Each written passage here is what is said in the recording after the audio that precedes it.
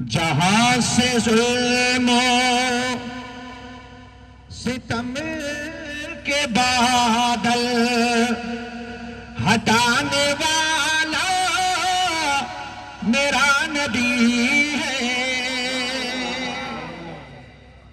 حق ہے تو پھر بولیے سبحان اللہ. صحیح کر لے میرے بھائی, یا تو بند کر, صحیح کر دو بالکل. کبھی بول رہا ہے کہ بند ہو رہا ہے. جہاں سے ظلم و ستم کے بادل ہٹانے والا آپ پڑھیں میرا نبی ہے. ہٹانے والا میرا نبی ہے.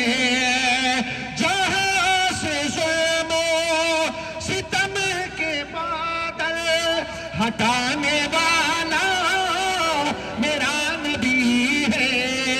ارے زمین پہ آ کر زمین کو جنت بنانے والا میرا نبی ہے. زمین پہ آ کر زمین کو جنت بنانے والا میرا نبی ہے. جہاں سے ظلم و ستم کے بادل ہٹانے والا میرا نبی ہے. اس کے بعد بڑھاؤ. اور زمانے والے یہ جانتے ہیں کہ زمانے بھر کے علی ہے مولا. زمانے والے یہ جانتے ہیں زمانے بھر کے علی ہے مولا. اور دراصل مولا علی کو مولا, دراصل مولا علی کو مولا بنانے والا میرا نبی ہے. دراصل مولا علی کو مولا بنانے والا میرا نبی ہے.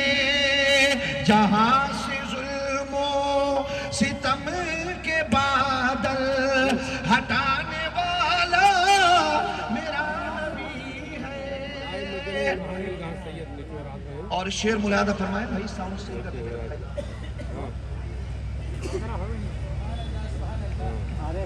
یہ چاند جس کو, آواز بڑھا کے رکھو, تم آواز بڑھا کے رکھو.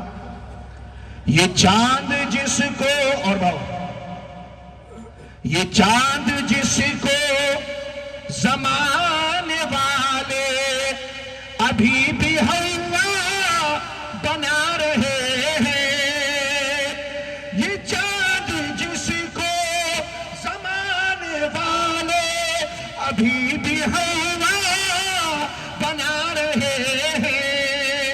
اسی کو بچپن میں انگلیوں پر, اسی کو بچپن میں انگلیوں پر نچانے والا میرا نبی ہے.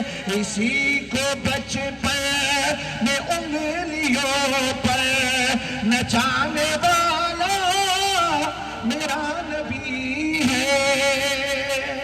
درود پاک پڑھیں اللہم صلی اللہ.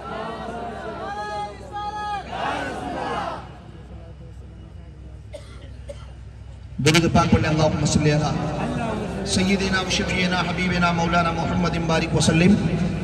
صلاۃ و سلاما علیک یا رسول اللہ صلی اللہ تعالی علیہ وسلم. برادران اسلام, میں نے قرآن مجید کی ایک آیت اور سرکار کی ایک حدیث آپ کے سامنے تلاوت کی.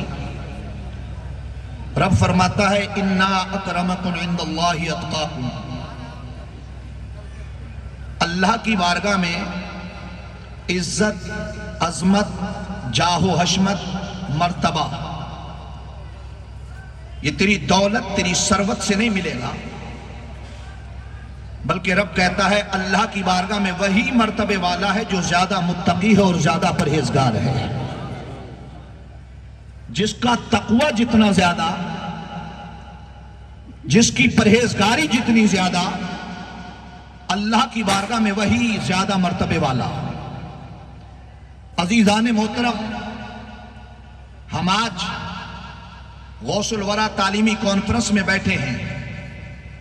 دنیا کے اندر مختلف درجات کے انسانوں کو رب نے پیدا فرمایا، کسی کو بادشاہت، کسی کو جاہ و حشمت، دولت، ثروت، عزت، سب کچھ، مگر دنیا سے نام شاہوں کے بھی مٹے، بادشاہوں کے بھی مٹے، دولت والوں کے مٹے، عزت والوں کے مٹے، مگر جس نے اپنی ذات کو اللہ اور اس کی رسول سے وابستہ کر دیا، جنہوں نے اپنے آپ کو اللہ کی بارگاہ میں کھڑا کر دیا، جنہوں نے اپنے آپ کو رب کی بارگاہ سے بالکل مضبوطی کے ساتھ مستحکم کر دیا، ان کی زندگی کو اللہ نے ایسا اجاگر کیا کہ دنیا ختم ہوگی جب تک ان کا نام لیا جاتا رہے گا، جب تک ان کا ذکر ہوتا رہے گا، جب تک ان کے شادیانے بچتے رہیں گے۔ برادران اسلام، آج ہم اور آپ غوث اعظم کا ذکر کرنے بیٹھے ہیں۔ سرکار غوث اعظم رضی اللہ تعالیٰ عنہ کی عظمت و شان اور مقالات، آپ کی کرامات کو بہت بیان کیا جاتا ہے۔ سرکار غوث اعظم کی کرامتوں کا عالم تو یہ ہے کہ آدمی کی، آپ کی کیا، ہماری سب کی نسلیں ختم ہو جائیں مگر ہم غوث اعظم کی کرامتوں کا احاطہ نہیں کر سکتے ہیں۔ مگر حضرات محترم، ابھی ضرورت اس بات کی ہے کہ ہم غوث اعظم کے کردار کو دیکھیں، سرکار غوث اعظم کی سیرت کا مطالعہ کریں، سرکار غوث اعظم رضی اللہ تعالیٰ عنہ کی زندگی گزارنے کے ان حالات کو دیکھیں کہ پیارے غوث نے دنیا کے اندر زندگی گزار کر کس طرح سے ہمیں سرکار کی حدیثوں پر، مصطفیٰ کی سیرت پر چلنے کا طریقہ بتایا۔ حضرات محترم، آج ہم ساری دنیا کے اندر اگر اپنی نظروں کو اٹھا کر دیکھتے ہیں، آج دنیا کے اندر اسلام کے ساتھ جو بھی کچھ ہو رہا ہے، آج ہم اپنے آپ کو مسلمان بتائیں مگر کردار ہمارا مسلمانوں جیسا نہیں، آج ہم اپنے آپ کو نبی کا غلام بتائیں مگر کردار ہمارا نبی کے غلاموں جیسا نہیں ہے۔ کیوں؟ اس لیے کہ ہم نے سیرت مصطفیٰ کو بھلا دیا، مصطفیٰ کی سیرت کا پتہ ہمیں نہیں۔ ہمارے بچوں کو تربیت دی جاتی ہے، ہم نے کبھی اپنے بچوں کو تربیت نبی کونین کی سیرت کی نہیں دی ہے۔ عزیزان محترم، اس لیے یاد رکھو، اگر دنیا میں ابھی بھی عزت چاہیے، دنیا کے اندر اگر ابھی بھی آپ کو سربلندی چاہیے تو ایک ہی طریقہ ہے، اور وہ طریقہ یہ ہے کہ نبی کے غلام ہو جاؤ۔ ادھر مصطفیٰ کے غلام ہو گئے، دنیا میں تو اللہ تعالیٰ تمہیں ساری دنیا کا امام بنا دے گا۔ عزیزان محترم، اس لیے اتنا یاد رکھنا ہوگا کہ آج ہم اپنے کردار کو دیکھیں۔ آج ہر بندے کو دیکھا جائے، کہنے کو مسلمان بتاتا ہے اپنے آپ کو، مگر کردار مسلمانوں جیسا نہیں، ظاہر میں مسلمان جیسا نہیں، باطن میں مسلمان جیسا نہیں۔ آج ساری دنیا آگے بڑھنے کی کوشش کر رہی ہے، میں اس سے آگے ہو جاؤں، میں اس سے آگے ہو جاؤں، میں اس سے آگے ہو جاؤں۔ میں کہوں گا میرے بھائی، آگے بڑھنے کی بات چھوڑ، 1450 سال پیچھے جا۔ اگر تو 1450 سال پیچھے جائے گا تو تو سمجھ لے کہ دنیا میں سب سے آگے ہو جائے گا۔ اور یاد رکھ، مصطفیٰ کی سیرت ہم تک اگر پہنچتی ہے تو یہی صحابہ سے، تابعین سے، تابعین سے، اور سرکار غوث اعظم سے پہنچتی ہے۔ وہ غوث کے شہدائیوں، غوث کی مجلس کو سجا کر بیٹھے ہو تو اگر غوث اعظم سے اچھی اور سچی لگن رکھتے ہو تو ایک ہی طریقہ ہے کہ جو کردار غوث کا تھا اس کردار پہ عمل کر لو، انشاءاللہ دنیا بھی کامیاب ہو جائے گی، آخرت بھی کامیاب ہو جائے گی۔ اللہ اکبر، یا رسول اللہ، یا رسول اللہ، زندہ باد، زندہ باد، اللہ اکبر، یا رسول اللہ۔ غوث اعظم کی کرامتوں کو جہاں تک دیکھا جائے، بے شمار کرامتیں میرے غوث اعظم کی ہیں، آپ سنتے ہیں علماء سے، مگر حضرات محترم آپ یہ دیکھیں کہ غوث اعظم نے ہمیں جینے کا سلیقہ کیسا بتایا۔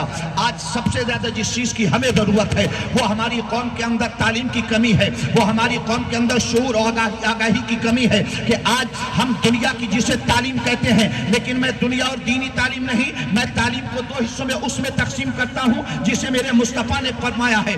عزیزان گرامی، نبی نے ارشاد فرمایا، میرے سرکار فرماتے ہیں اللہم انی اسألک علما نافعا، سرکار نے ایک علم نافع فرمایا۔ फरमाया और मेरे नबी ने इरशाद फरमाया अल्लाहुम्मा इन्नी आऊज़ु बिका मिन इल्मिन ला यनफा, ए अल्लाह मैं ऐसे इल्म से तेरी पनाह चाहता हूँ जो इल्म नफा नहीं देता। अज़ीज़ान मोहतरम याद रखें, इल्म दुनियावी हो या दीनी उसे नहीं कहा जाता, बल्कि इल्म एक वो होता है जो नफा बख्श होता है, एक इल्म वो होता है जो गैर नफा बख्श होता है। मुस्तफा ने असली और दुनियावी, दीनी और असली नहीं कहा। नबी ने फरमाया ए अल्लाह मुझे इल्म वो नफा वाला अता फरमा, रब्बे ज़िदनी इल्मा, मेरे इल्म में नफा अता फरमा, मेरे इल्म को ज्यादा फरमा। और नबी फरमाते हैं ए पाक परवरदिगार मुझे ऐसे इल्म से तेरी पनाह चाहिए जिसमें नफा ना हो। ए मेरे भाइयों याद रखो, हमें चाहिए कि हम इल्म हासिल करें और इल्म ऐसा हासिल करें जो हमें दोनों जहान में नफा बख्श हो। और वो नफा वाला इल्म कहाँ मिलेगा? तो वो मिलता है इन्हीं उलमा की बारगाह में। ये बताते हैं कि नबी क्या है, खुदा क्या है। जब तक ईमान सलामत नहीं होगा, जब तक दुनिया में कामयाब नहीं हो सकते। कितनी कामयाबी के ढंढोरे पीटो, अगर कामयाबी की जमानत चाहिए तो पहले अपने आप को सच्चा मुसलमान बना लो, इंशाअल्लाह फिर दुनिया भी तुम्हारी होगी और उक़बा भी तुम्हारा होगा। अज़ीज़ान मोहतरम कुरान की हम आयत पढ़ते हैं, रब की बारगाह में अर्ज करते हैं रब्बना आतिना फिद दुनिया हसनतन व फिल आखिरति हसना। ए अल्लाह हमारी दुनिया बेहतर फरमा, फिर कहते हैं हमारी आखिरत बेहतर फरमा। दुनिया से मुराद ये नहीं कि हमने दौलत कमा ली, दुनिया से मुराद ये नहीं कि हम दुनिया में बादशाही के मनसब पर फाइज हो गए, दुनिया से मुराद ये नहीं कि आपको दौलत मिल गई और आपने इस्लाम को पीठ के पीछे फेंक दिया, बल्कि मतलब ये है दौलत बुरी चीज नहीं। दौलत अगर उस्मान गनी जैसी हो तो मुस्तफा फरमाते हैं ये मेरा उस्मान है जिसने अपनी दौलत से रब की जन्नत को खरीद लिया है। अज़ीज़ान मोहतरम इसलिए याद रखो, अपने किरदार को बदलो, अपने किरदार को मुस्तफा के किरदार से जैसा बनाओ, अपने ज़ाहिर और बातिन को नबी कौनैन के किरदार से मिलता हुआ बनाओ। वो से आदम के गुलाम हो, वो से आदम के किरदार पर अमल करके बैठो। अज़ीज़ान मोहतरम आज हमारा हाल क्या है? हमारा हाल ये हो गया है, आज औलाद को माँ बाप के हुकूक बताए जाते हैं। मैंने कहा औलाद पर माँ बाप के हुकूक बाद में होते हैं, पहले माँ बाप पर औलाद के हुकूक पहले होते हैं। जो उलमा बैठे हैं, जैसे ही बच्चा माँ के रहम में आता है बाप पर हक हो जाता है बच्चे का कि अब कोई हराम का लुक्मा उसकी माँ के शिकम में ना जाए, कहीं ऐसा ना हो कि उससे बनने वाला हराम खून तेरे बेटे की ग़िज़ा बन जाए और उसके हराम खून की वजह से अज़ीज़ान गिरामी उसके अंदर जो पल रहा बच्चा है उसकी ग़िज़ा भी वही हराम खून हो जाएगा। हज़रात मोहतरम इसलिए हमें चाहिए, हमें हमारे ऊपर जो हमारे हक रखे गए, अल्लाह ने माँ बाप पर औलाद के हक रखे और औलाद पर माँ बाप के हक रखे हैं, मगर आज हमारी तरबियतों का हाल ये हो गया कि हमारा बच्चा पढ़ लिख करके बड़ा हो जाता है मगर एक सच्चा मुसलमान नहीं बन पाता है, पढ़ लिख करके बहुत बड़ा डिग्री होल्डर हो जाता है मगर हमारा बच्चा अच्छा मुसलमान न बन सकता है। क्यों? इसलिए कि इल्म हासिल किया नहीं, उसने कभी मुस्तफा की शरीयत को देखा नहीं, वो दुनिया के पीछे चलता रहा। मैंने कहा सुन, दुनिया के सारे उलूम हासिल करो, दुनिया की सारी डिग्रियां हासिल करो, मगर पहले उन उलूम का हासिल करना फर्ज है, उन्हें पहले हासिल कर लो ताकि तेरा बच्चा कभी दीन का गद्दार ना बने, ताकि कभी तेरा बच्चा मुस्तफा का गद्दार ना बने। इसलिए कि दुनिया और आखिरत की कामयाबी अगर किसी चीज में है तो वो सिर्फ इसमें है कि तेरा बच्चा नबी का भी वफादार रहे, आले नबी का भी वफादार रहे। अगर ये तेरे बच्चे का किरदार होगा तो फिर तू भी कामयाब है, तेरी औलाद भी कामयाब है। नारे तकबीर, नारे रिसालत, जश्न गौसुल वरा, उलमा अहले सुन्नत। बिरादरान इस्लाम, आज हाल हो गया हमारे बच्चों के पास इल्म नहीं। ये तालीमी कॉन्फ्रेंस है, गौस आदम का किरदार क्या था? सरकार गौसुल आदम को किसी के सामने ज़ानुए तलम्मुस तय करने की जरूरत नहीं थी।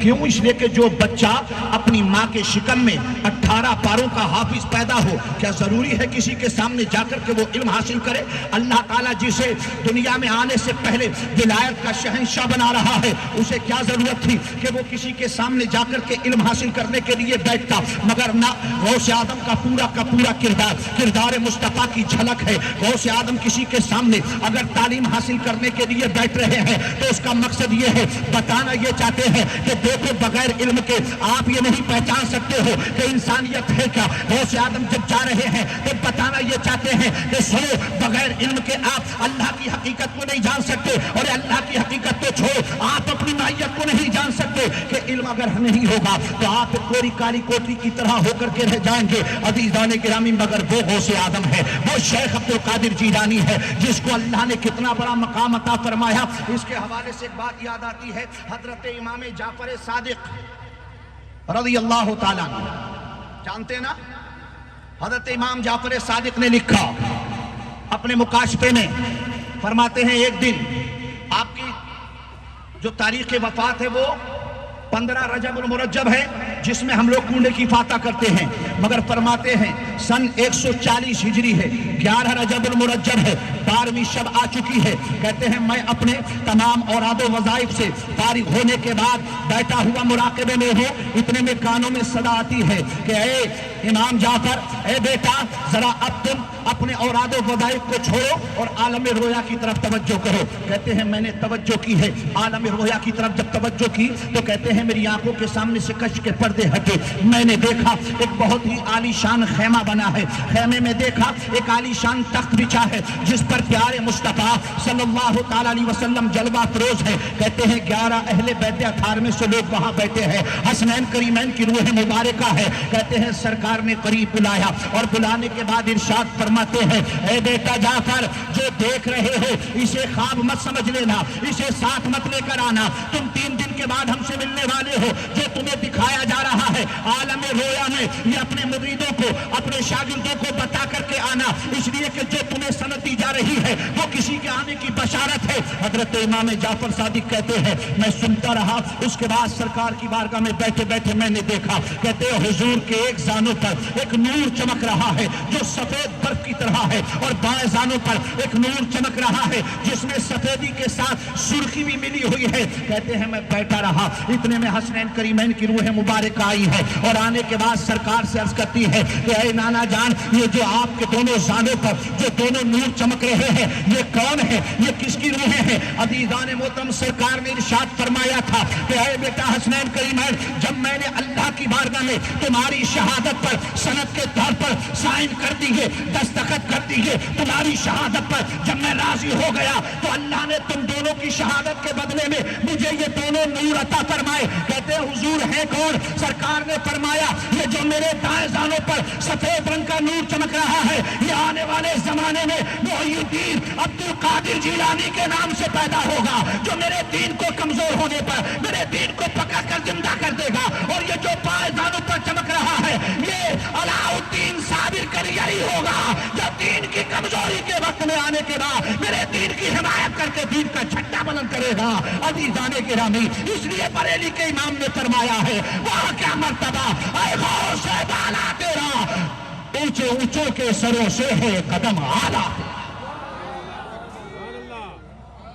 نعرہ تکبیر، فیضان غوث اعظم، علماء اہل سنت، نعرہ تکبیر، یہ غوث آدم ہے، رسالت، یہ غوث آدم ہے، یہ غوث آدم ہے۔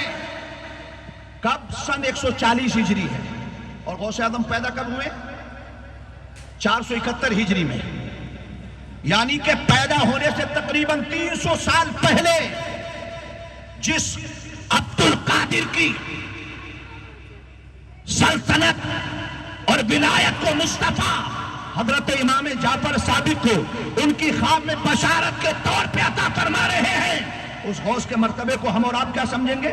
لیکن عزیزان گرامی، اس غوث نے کردار کیا دیا ہے؟ سرکار غوث العظم نے علم حاصل کیا ہے۔ سیدنا سرکار غوث العظم کس طرح سے اپنے گھر بار سے دور جا کر کے اپنا علم حاصل کر رہے ہیں حضرات محترم۔ مگر آج ہم دیکھیں، ہمارے پاس دنیا کی ساری آسائشیں موجود ہیں، دنیا کی ساری نعمتیں ہمارے پاس موجود ہیں، ہمارے پاس پہننے کے لیے کپڑے بے شمار ہیں، ہمارے پاس کھانے کے لیے نعمتیں بے شمار ہیں، مگر عزیزان گرامی اس کے بعد بھی ہم اللہ کے شکر گزار بندے نہ بن سکے۔ اگر ایک دن کے کھانے میں کچھ کمی آتی ہے، بندہ رب کی بارگاہ میں شکری کے طور پر کہہ دیتا ہے یا اللہ یہ آج مجھے कौन से गुनाह की सजा दी है। मैंने कहा कभी तूने अपने गुनाहों पर नजर डाल करके देखी है? जितने गुनाह तू करता है, इन गुनाहों का बदला तो ये होना चाहिए कि तुझे रिस्क का दाना नहीं मिलना चाहिए। जितने गुनाह तेरे रब देखता है, मगर वो रहीम है, फिर भी हमें रिस्क अता फरमाता है। अदीदान मोहतरम सैयदना सरकार गौसुल आज़म रज़ी अल्लाह तआला अन्हु का किरदार देखो। ईरान के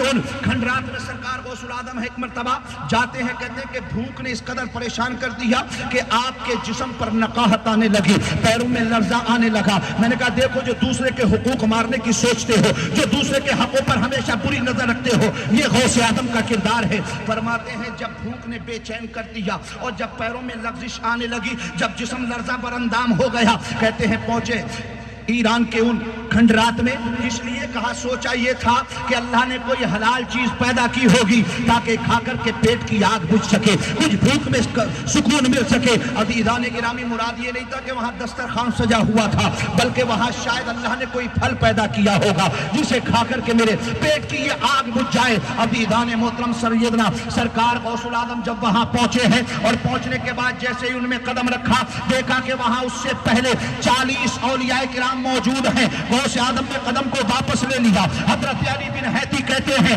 पूछा गया ए शेख वापस किस लिए आए थे? आपने फरमाया मैंने देखा कि मुझसे पहले मेरे ही भाई वहां इसी परेशानी में मुब्तला है। मेरे इसको ये गवारा ना हुआ कि किसी के हिस्से का रिस्क अगर मुझे मिल जाए और मेरा भाई भूखा रह जाए, इसलिए मैंने खुद को भूखा रखा, दूसरे के हिस्से का नहीं लिया है। अज़ीज़ान मोहतरम, मगर आज हमारा क्या हाल है? हमारा क्या हाल है? आज हम अल्लाह की इबादत जो करना चाहिए करते हैं? नहीं यार, हाल ये हो गया, बच्चा पैदा हुआ, पैदा होने के बाद जब वो बोलने लगा, हमने उसे किसी कॉन्वेंट कॉलेज में डाल दिया, बच्चा पढ़ता रहा। अब बच्चा थोड़ा होशियार हुआ, इंग्लिश में सर्राटे से वो गुफ्तगू करता है, बिल्कुल बेटोक टोक इंग्लिश बोल रहा है। मगर हजरात मोहतरम, कितने बच्चे ऐसे होते हैं जिन्हें जवानी की दहलीज तक कदम रखने तक कलमा तैयबा पढ़ना तक नहीं आता। हजरात मोहतरम, जो बच्चा कलमा ना पढ़ सके वो बच्चा नमाजें क्या पढ़ेगा? जो बच्चा नमाजें ना पढ़ सके वो मुसलमान कैसा होगा? अज़ीज़ान मोहतरम, इसलिए याद रखो, अपने बच्चों को पहले वो तरबियत दो जो मुस्तफ़ा ने फरमाया। नबी फरमाते हैं जब बच्चा तेरे घर में पैदा हो, सबसे पहला ये हो हक उसका है कि उसको नहला धुला कर उसके दाहिने कान में अजान पढ़ो, उसके बाएं कान में अजान इकामत कहो। लेकिन आज हर बाप ये भी नहीं कर पाता, क्योंकि उसको अजान तक नहीं पढ़ना आती है। बच्चा पैदा हुआ तो इमाम साहब की जरूरत है बच्चे के कान में अजान पढ़ने के लिए। अच्छी बात है, पढ़वा दी है। सरकार ने फरमाया अगर तुम्हारे पास में कुछ है तो उसका 7वें दिन अकीका करो, एक अच्छा सा नाम रखो। जब बोलना सीखे तो सबसे पहले अल्लाह का नाम लेना सिखाओ और बोलना सीखे, कलमा तैयबा का जिक्र करना सिखाओ। फिर जब बच्चा 7 साल का हो, नबी ने फरमाया नमाज पढ़ना सिखाओ। 10 साल का हो जाए, मार मार के पढ़ाओ। अज़ीज़ान गिरामी उलमा बैठे हैं, अब इनसे पूछा जाए कि नमाज बच्चे पर 7 साल में नहीं होती, नमाज बच्चे पर 10 साल में नहीं होती, बल्कि लड़की पर और लड़के पर उम्र के एतबार से अगर हो तो लड़के पर 15 साल में नमाज फर्ज होती है, अगर उसकी बुलूगियत की कोई और दूसरी निशानी जाहिर नहीं होती है। मगर सरकार कह रहे हैं 7 साल से नमाज पढ़ाओ, 10 साल का हो जाए तो मार मार के नमाज पढ़ाओ। मैंने पूछा या रसूल अल्लाह, आखिर 7 साल में नमाज फर्ज नहीं, 10 साल में नमाज फर्ज नहीं, फिर पढ़ाने का मतलब क्या है? नबी की बारगाह से जवाब मिलेगा कि सुनो, जब एक पत्थर पर एक पानी का कतरा एक ही जगह टपकता रहेगा, पत्थर के सामने पानी की औकात क्या होती है? आपने 20 किलो का पत्थर रखा और पानी का एक कतरा ऊपर छत पे से टपकाना शुरू कर दिया, वो पत्थर को बहा नहीं सकता है। लेकिन अज़ीज़ान गिरामी, अगर उसकी राह ना बदली जाए और पानी का कतरा पत्थर में एक ही जगह साल 2 साल तक गिरता रहे तो पत्थर में वो अपनी जगह बना लेता है, पत्थर में उसका निशान बन जाता है। मैंने कहा बस यही हाल है। नबी बताना यही चाहते हैं कि जब बच्चा तेरा 7 साल की उम्र से नमाजें पढ़ेगा, बच्चा तेरा 10 साल की उम्र से नमाजें पढ़ेगा, और जब तक नमाज उस पर फर्ज होने का वक्त आएगा वो नमाज का ऐसा आदी हो जाएगा कि फिर कोई काम छूट सकता है मगर वो बच्चा नमाजों से दूर नहीं हो सकता। हजरात मोहतरम, किरदार बदलो, अपने आप को बदलो। परेशान है हर जगह, परेशानियां बहुत हैं, या अल्लाह बड़े जुल्म हो रहे हैं। میں نے کہا کبھی اللہ کی بارگاہ میں بیٹھ کر اپنے گناہوں کا محاسبہ کیا؟ کبھی رب کی بارگاہ میں جا کر سجدے میں بیٹھ کر لیٹ کر سجدے میں سر رکھ کر 2 قطرے آنسو بہائے کہ مولا بہت خطا کار ہوں، مولا بہت گناہگار ہوں، یا اللہ بڑی خطائیں کی ہے؟ لیکن نہیں، آج تو حال ہمارا یہ ہو گیا کہ ہم جمعے کی نماز میں جاتے ہیں 8 دن میں، وہ بھی کب؟ جب امام صاحب منبر پر خطبے کے لیے، تو ہمارا نوجوان مسجد کے اندر انٹری مارتا ہے، اور جیسے ہی سلام پھرا تو آدھی مسجد خالی ہو جاتی ہے۔ سنتوں سے پہلے نوافل چھوڑ دیے۔ میں نے کہا 2 رکعت پڑھنے آیا تھا، 8 دن کی کون پڑھے گا؟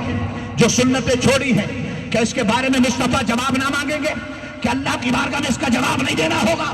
کہ نبی کی بارگاہ میں تو یہ شرم والا چہرہ لے کر جائے گا؟ مصطفیٰ نے اگر پوچھ لیا تو جواب کیا ہوگا؟ عزیزان گرامی، ہوگا کوئی جواب؟ ہرگز نہیں۔ حضرات محترم، اس کے بعد بندہ کہتا ہے اللہ کی بارگاہ میں دعا کرتا ہوں قبول نہیں ہوتی، اللہ کی بارگاہ میں بڑی دعا کرتا ہے مگر اللہ تعالیٰ میرے حالات کو اچھا نہیں کرتا۔ میں نے کہا کبھی تو نے دعا کی ہی نہیں ہے، اس لیے کہ جب بندہ اللہ سے قریب ہو جاتا ہے، اللہ کی بارگاہ میں وابستہ ہو جاتا ہے، اللہ کی بارگاہ میں اپنے گناہوں کی طرف دیکھ کر پیشانی رکھ کر جب قطرے آنسو کے بہا دیتا ہے تو پھر تیرا سر دیر سے اٹھتا ہے، میرے رب کی رحمت جلدی تجھ پر برسنے لگتی ہے، اس لیے کہ وہ رب تیرے کام بنانے والا ہے۔ ساری دنیا پہ سب سے بڑا رحیم و کریم اور رحم و کرم فرمانے والا میرا رب ہے۔ عزیزان گرامی، مگر حق یہ ہوگا کہ تو پہلے اس کی بارگاہ میں اس کا سچا بندہ بن کے حاضر ہو جا، پھر وہ تجھ پر کیسے لطف و کرم کرتا ہے تو خود دیکھتا نظر آئے گا۔ حضرات محترم، ہوتا کیا ہے؟ ہم آئے 2 رکعت نماز پڑھی اور ہم نکل گئے۔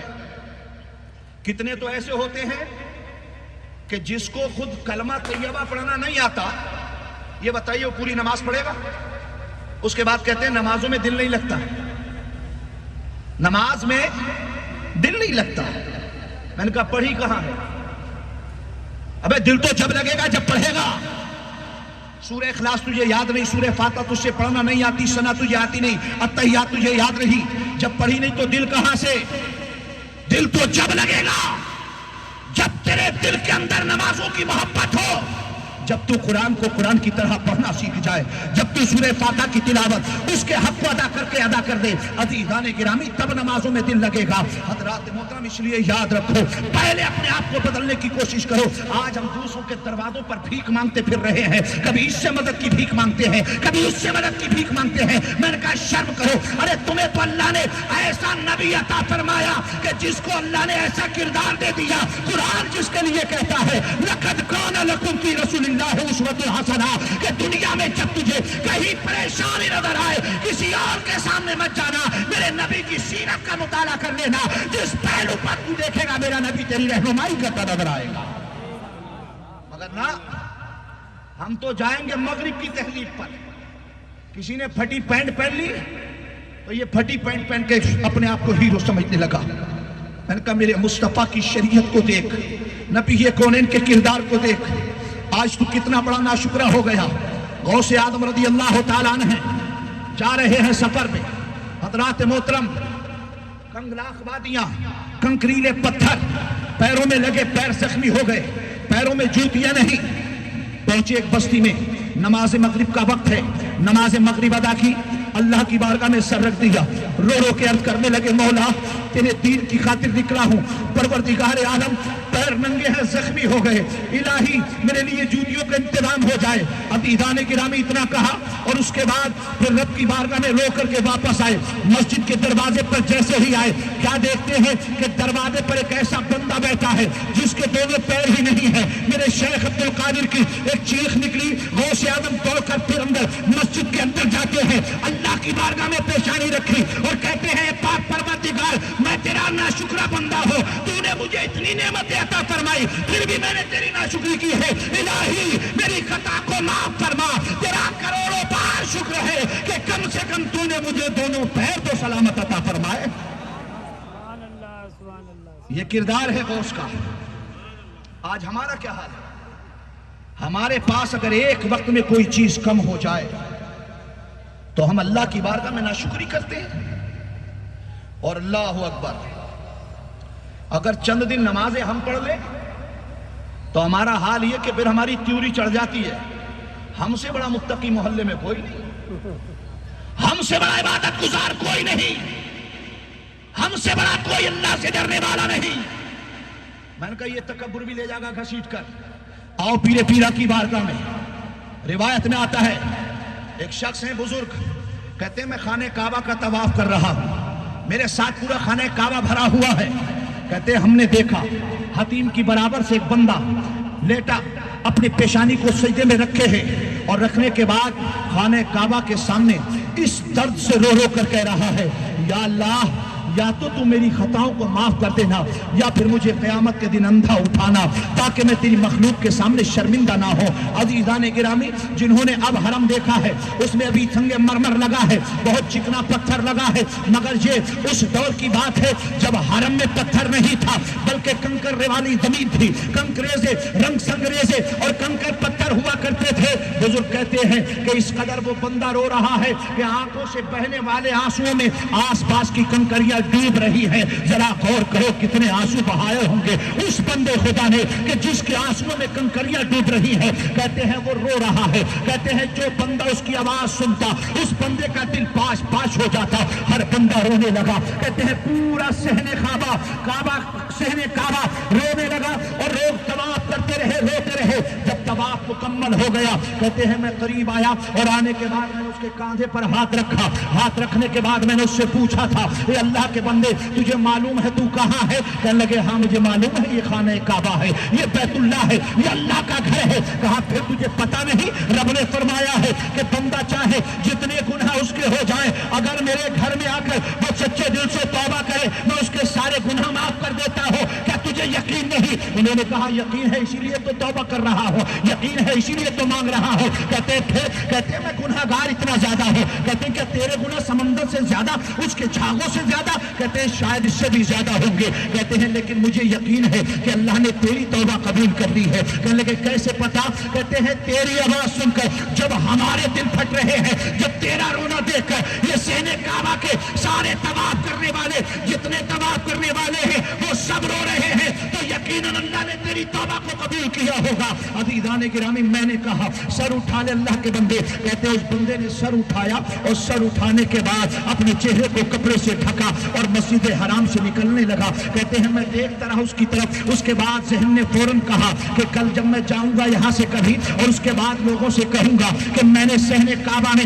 ایک ایسا اللہ کا نیک بندہ روتے ہوئے دیکھا جس کے رونے سے کنکریاں زمین میں پانسوں سے ڈوب رہی تھی، جس کے رونے کا حال یہ تھا کہ جو سنتا تھا وہ پاس پاس اس کا دل ہو رہا تھا، جو سنتا تھا وہ ٹوٹ ٹوٹ کر رو رہا تھا۔ لوگ پوچھیں گے کون تھا؟ میں بتاؤں گا کیا کون تھا، اس لیے دوڑ کر آگے گئے اور قدموں کو پکڑ لیا۔ کہا او اللہ کے بندے ذرا نام تو بتا دے۔ فرماتے ہیں نام کیا کرو گے؟ مجرموں کے نام نہیں پوچھے جاتے۔ کہا چہرہ دکھا دے۔ کہا مجرموں کے چہرے نہیں دیکھے جاتے۔ کہتے تجھے قسم ہے اس خانہ کعبہ کے رب کی مجھے اپنا نام تو بتا، تو کون ہے؟ کہتے جیسے ہی قسم دی ہے اپنے چہرے سے کپڑا ہٹایا، میرے پیروں کے نیچے سے زمین نکل گئی کہ وہ کوئی اور نہیں بلکہ پیرے پیرا شیخ عبد القادر جیلانی کی ذات ہے۔ میں کہا یہ غوث اعظم ہے جن کا حال یہ ہے، اور ایک ہم ہے۔ اپنے کردار کو دیکھو، اگر تو نے آج کردار صحیح کر لیا انشاءاللہ آنے والا دن تیری عزتوں کا ہوگا، تیری برکتوں کا ہوگا۔ نعرہ تکبیر، نعرہ رسالت، فیضان غوث اعظم، علماء اہل سنت۔ حضرات محترم، آج ہمارا یہ حال ہے، اپنے آپ کو بدلو۔ آج جھوٹ، بات بات پہ جھوٹ۔ نوجوانوں، میرے نبی نے ارشاد فرمایا تھا آنے والا زمانہ ایسا ہوگا جس میں لوگ صبح کو مسلمان ہوں گے، شام ہوتے ہوتے کافر ہو جائیں گے، گھنٹہ بجانے تھوڑی جائیں گے۔ کیسے؟ کسی معبود باطل کے سامنے سر نہیں جھکائیں گے۔ نبی نے فرمایا شام کو مسلمان ہوں گے، صبح ہوتے ہوتے کافر ہو جائیں گے۔ یہ ہو رہا ہے، میرے غیب دا نبی نے جب بتا دیا۔ جانتے ہو کیا؟ نبی کو معلوم تھا دور یہ آئے گا۔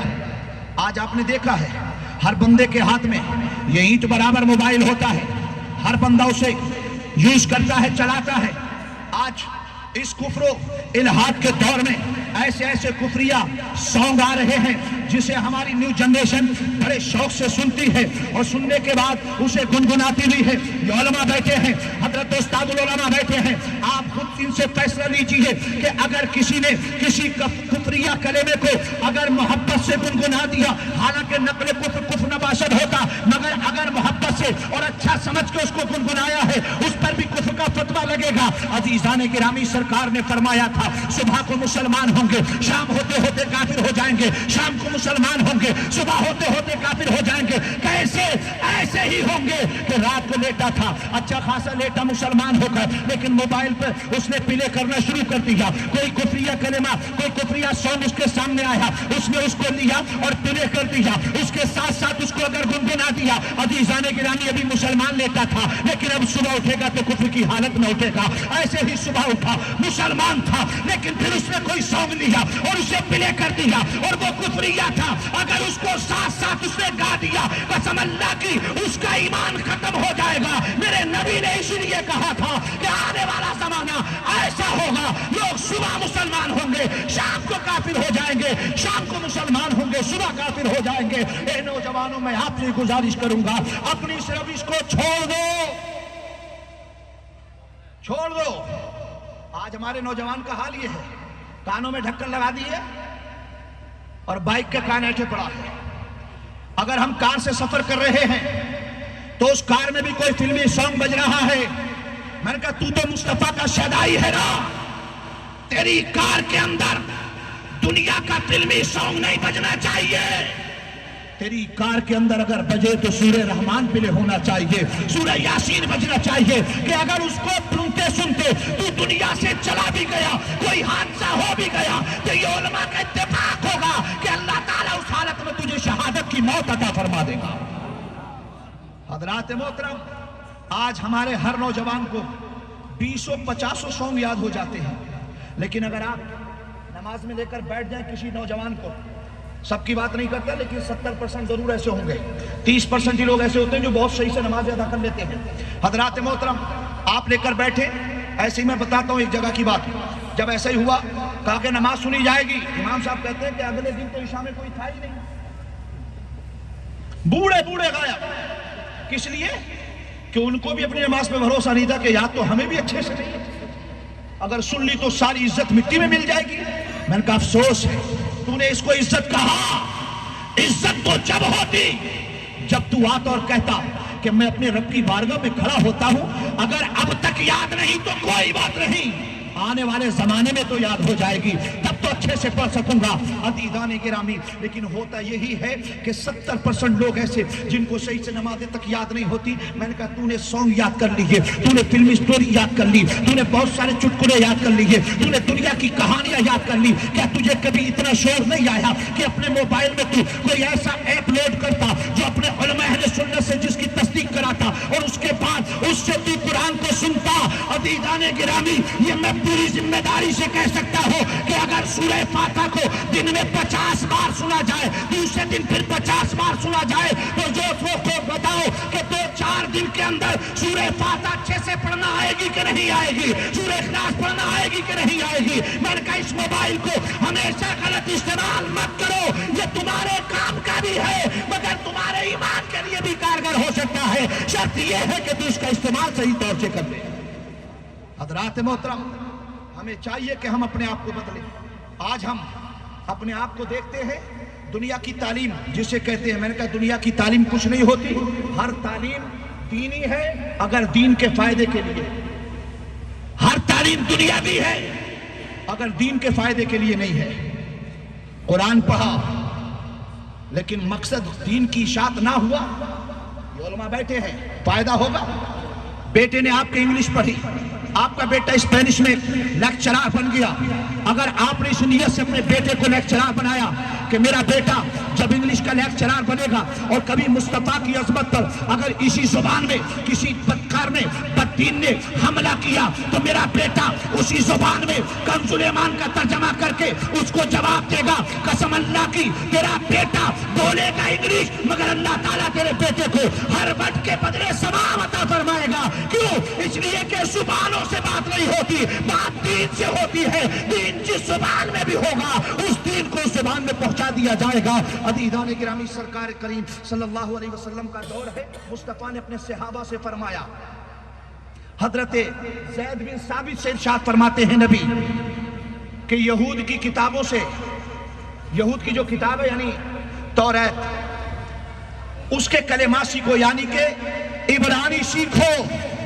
عزیزان گرامی، صحابہ کا دور، مصطفیٰ جان رحمت صلی اللہ علیہ وسلم کی بارگاہ میں صحابہ نے عرض کیا، یا رسول اللہ، قرآن ہمارا عربی، آپ عربی، ہم عربی، اللہ جو قرآن میں کہتا ہے ہم اسے سمجھ لیتے ہیں، آپ جو فرماتے ہیں ہم اسے سمجھ لیتے ہیں، ہم جو عرض کرتے ہیں آپ اسے سمجھ لیتے ہیں، ہمیں کسی زبان کی ضرورت تھا؟ لیکن نہیں، نبی کی بارگاہ سے جواب ملے گا کہ یہ دین خالی عرب کی چوہدری میں نہیں رہے گا، بلکہ دین جب عرب سے نکل کر ساری دنیا میں پھیلے گا۔ اور جب کبھی اس زبان میں کوئی دین پر حملہ کرے گا، اگر زبان جانو گے نہیں تو دین کا دفاع کیسے کرو گے؟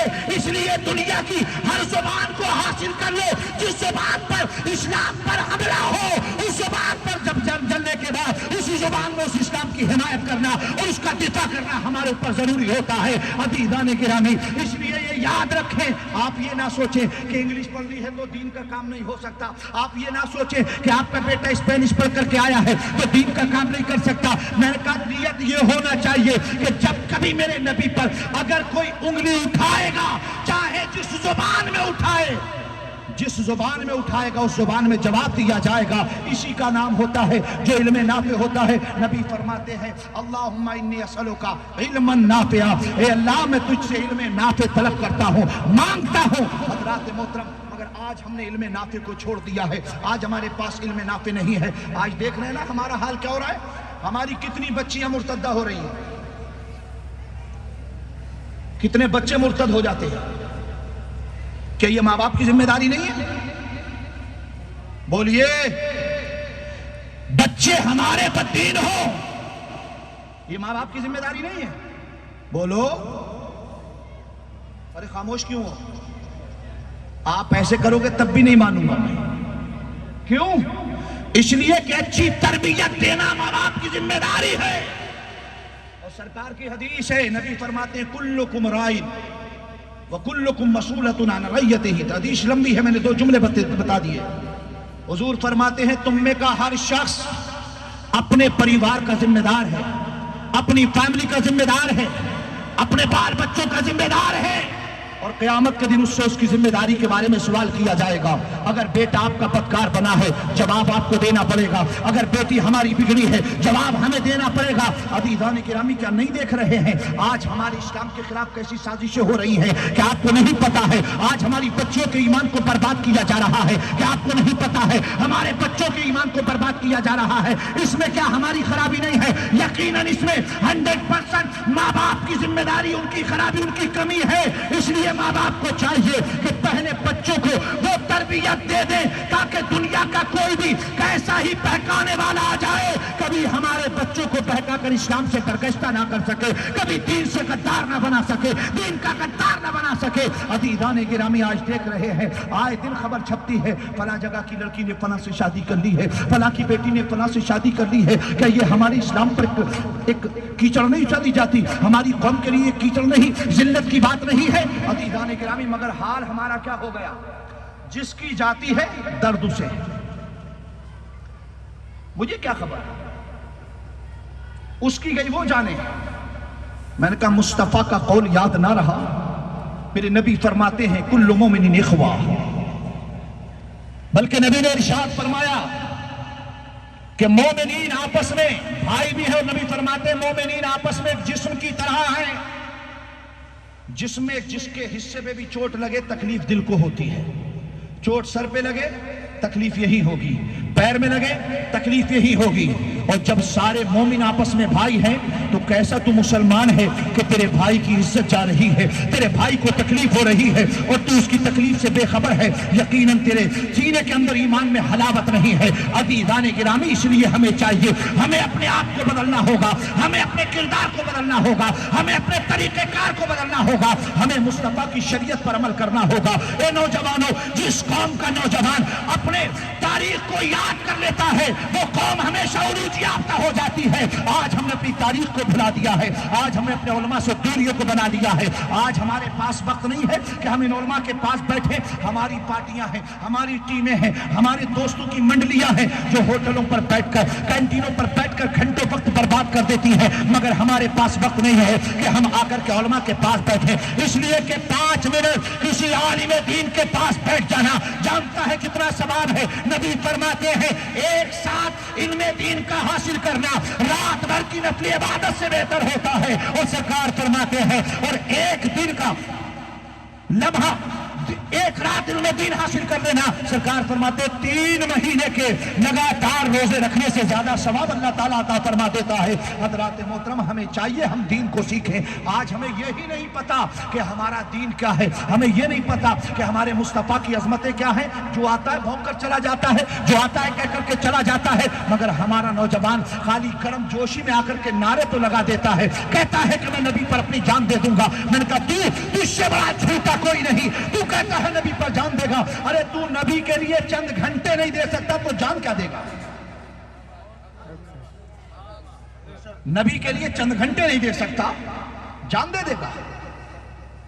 یہ جھوٹ نہیں ہے، بولو۔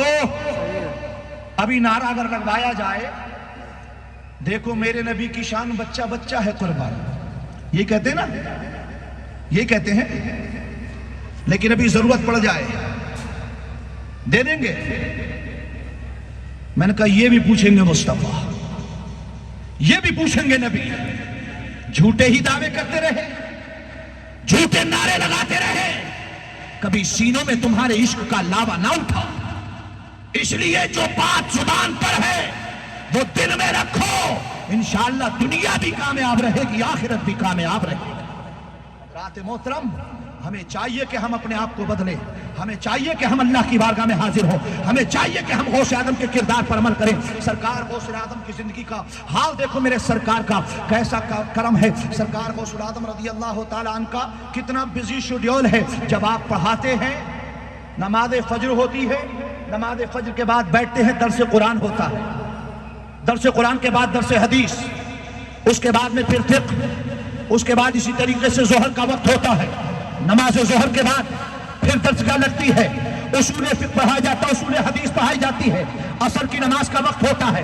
عصر کی نماز کے بعد سرکار غوث اعظم لوگوں سے ملاقات کا وقت رکھتے ہیں، پھر اس کے بعد عصر کے مغرب کا وقت آتا ہے، مغرب کی نماز ہوتی ہے، نماز مغرب کے بعد اوراد و وظائف بتائے جاتے ہیں، اور جب مغرب کی نماز ہو گئی، اوراد و وظائف بتا دیے گئے، عشاء کی نماز کا وقت ہوا، نماز عشاء پڑھی، غوث اعظم نے دروازہ بند کیا اور قطبیت کے سفر پہ روانہ ہو جاتے ہیں۔ یہ غوث اعظم کی زندگی ہے۔ عزیزان گرامی، ہم نے کتنا عمل کیا ہے سرکار غوث اعظم کی حیات پر، آپ کے کردار پر، آپ کے کارناموں پر۔ اس لیے میرے بھائیوں یاد رکھو، اپنے بچوں کو پہلے فرض علوم سکھا دو، اپنے بچوں کو پہلے سچا مسلمان بنا دو، تاکہ دنیا کا کوئی ایرا غیرا نتھا خیرا تیرے بیٹے کو مصطفیٰ کا غدار نہ بنا سکے۔ اس لیے یاد رکھ، دنیا میں غربت ہے، گزر جائے گی، مگر اگر ایمان نہ ہے تو دنیا بھی برباد ہو جائے گی، آخرت بھی برباد ہو جائے گی۔ اس لیے نبی کا وفادار بن جا، تاکہ دنیا بھی کامیاب ہو جائے اور آخرت بھی کامیاب ہو جائے۔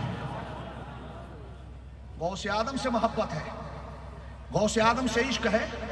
یقیناً غوث اعظم ہمارے پیر ہیں، پیران پیر ہیں، اور ہم کہتے ہیں غوث اعظم کو، ہر قادری کہتا ہے قادری کر، قادری رکھ، قادریوں میں اٹھا، قدر عبد القادر قدرت نما کے واسطے۔ پڑھتے ہیں نا، پڑھتے ہیں۔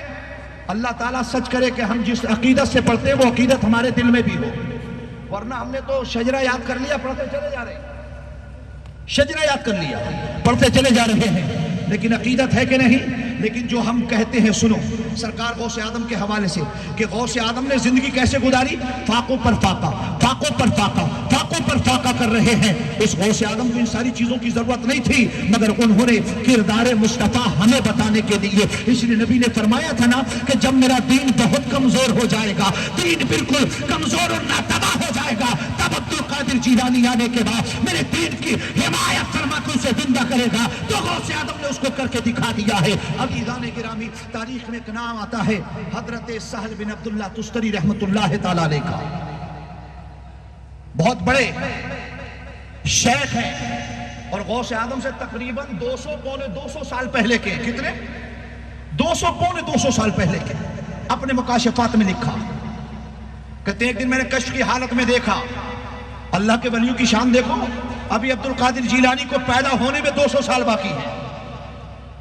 اللہ کے ولی پہلے بھی دیکھ رہے ہیں، بعد میں بھی دیکھ رہے ہیں. کہتے ہیں میں نے دیکھا کشف میں کہ بغداد کے لوگ عبد القادر جیلانی کی خانقاہ میں گئے تلاش کرنے، عبد القادر کو نہ پایا. یہ بتا رہا ہوں جو ہم کہتے ہیں قادری کر قادری رکھ قادریوں میں اٹھا، قدر عبد القادر قدرت نما کے واسطے. عزیزان گرامی کہتے ہیں جب نہ ملے اس کے بعد لوگوں نے بتایا کہ دجلہ کی طرف چلے جاؤ. کہتے ہیں دجلہ کے کنارے پہنچے، کیا دیکھا کہ پیر پیرا کا مسلح بچھا ہے دجلہ پر. آپ اپنے مراقبے میں مشغول ہیں، ساری مچھلیاں آ رہی ہیں، غوث اعظم کے ہاتھوں کو بوسہ دے رہی ہیں، آپ کے قدموں کو بوسہ دے رہی ہیں. کہتے ہیں لوگ کھڑے ہو کر دیکھنے لگے. اتنے میں 5 لوگ آتے ہیں جن کے قد اچھے خاصے لمبے ہیں، خوبصورت ہیں. آئے، ہاتھ میں جائے نماز ہے، قریب آئے، غوث اعظم کی بارگاہ میں کھڑے ہو گئے، سلام عرض کیا، دستبوسی کی، اور اس کے بعد میں سرکار غوث اعظم رضی اللہ تعالیٰ عنہ کے سامنے مصلی بچھا دیا گیا. کہتے ہیں سرکار غوث اعظم اس مصلی پر پہنچ گئے اور یہ 5 لوگ پیچھے آپ کی جماعت کے ساتھ نماز پڑھنے کھڑے ہو گئے. نماز ظہر ادا ہو گئی. نماز ظہر ادا کرنے کے بعد کہتے ہیں غوث اعظم جب دعا کے لیے بیٹھ گئے، سرکار غوث اعظم رضی اللہ تعالیٰ عنہ نے کہا، پھر وقت نے وظیفہ پڑھا، اور وظیفہ پڑھنے کے بعد میرے پیر پیرا نے جو دعا کی ہے فرماتے ہیں اللہم انی اسألک بنبیک وجدی محمد صلی اللہ تعالیٰ علیہ وسلم لا تخزا مریدا مریدا الا للطاعہ.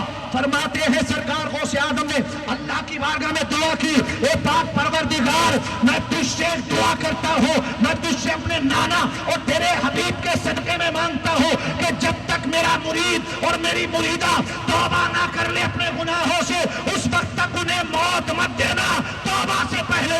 عزیزان گرامی، یہ غوث اعظم ہے جو ہمیں یاد بھی فرما رہے ہیں اور ہمارے ایمان کی حفاظت کے لیے رب کی بارگاہ میں دعا بھی کر رہے ہیں. مگر یاد رکھو جب اللہ کی بارگاہ میں غوث اعظم نے یہ کہا تو اللہ نے فرمایا اے عبد القادر تمہاری دعا کو قبول کر لیا گیا ہے.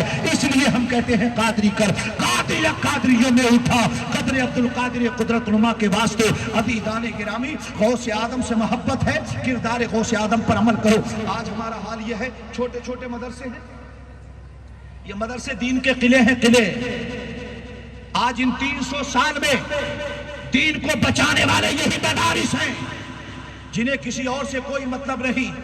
یہ ہمارے تمہارے غریبوں کے چندوں سے چل رہے ہیں، اور انہی مدارس کی چٹائی پر بیٹھ کر یہ علماء، یہ اساتذہ دین ہمیں ملتے ہیں جو ہمارے دین کی بھی حفاظت کرتے ہیں، جو ہمارے مسلک کی، ہمارے عقیدے کی بھی حفاظت کرتے ہیں.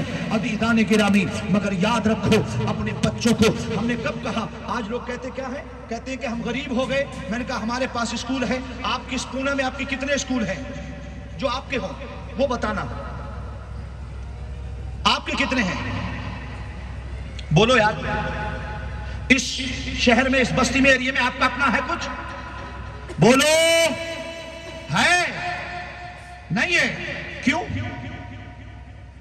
کیوں نہیں؟ اب آپ سے کہا جائے تو آپ کہیں گے مسلمان غریب ہے. میں نے کہا جب دین کے لیے، جب قوم کے عروج کے لیے تجھ سے کچھ کہا جائے تو تو غریب ہو جاتا ہے. لیکن جب بیٹی کی شادی ہو، جب بیٹے کی شادی ہو، جب تجھے اپنی خواہشوں کے مطابق اپنی پارٹیاں ارینج کرنا ہو تو غریب نہیں ہوتا. بیٹے کی شادی میں 50 لاکھ کا ولیمہ کرے گا، بیٹی کی شادی میں 25 لاکھ 50 لاکھ کروڑ خرچ کرے گا. جب تیرے یہاں پر برتھ ڈے پارٹی ہوگی 20 لاکھ خرچ کرے گا. میں نے کہا یہ خرچ کر کے تو نے کچھ اور حاصل نہ کیا. ہونا یہ چاہیے کہ اپنی قوم کے لیے کچھ پیسہ بچا دے، شادیوں کو آسان کر لے، تاکہ آنے والے زمانے میں تیری قوم کے پاس بھی کچھ ہو جائے. عزیزان گرامی، آج ہم دوسرے کے دروازے پر بھیک مانگتے نظر آتے ہیں. آتے کہ نہیں؟ اسکول ہمارے نہیں، کالج ہمارے نہیں، یونیورسٹیاں ہماری نہیں. کیا کیا ہے ہم نے؟ ہے کچھ ہمارا؟ کورونا آیا تھا، کورونا آیا تھا نا، آیا تھا، یہاں بھی آیا تھا. کیا حال ہوا تھا؟ کورونا میں بیمار ہوئے یہ والے جو تھے، یہ والے ان کے لیے، سب کے لیے بیڈ، یہ والے جگہ خالی نہیں ہے، جگہ خالی نہیں ہے. میں نے کہا سنو، آپ اسے عذاب کہیں، آپ اسے بیماری کہیں، کچھ بھی کہہ لیں، لیکن میں یہ کہوں گا کہ وہ اللہ تعالیٰ نے ہمیں ایک ہنٹ دیا تھا، اللہ ہمیں ایک اشارہ دے رہا تھا کہ دیکھو ابھی تمہارے پاس ہاسپٹل نہیں ہے، ابھی تمہارے ڈاکٹر نہیں ہے، اس لیے تمہارے مریض تڑپ تڑپ کر جانے دے رہے ہیں. آنے والا دور اس سے بھی زیادہ بھیانک ہو سکتا ہے.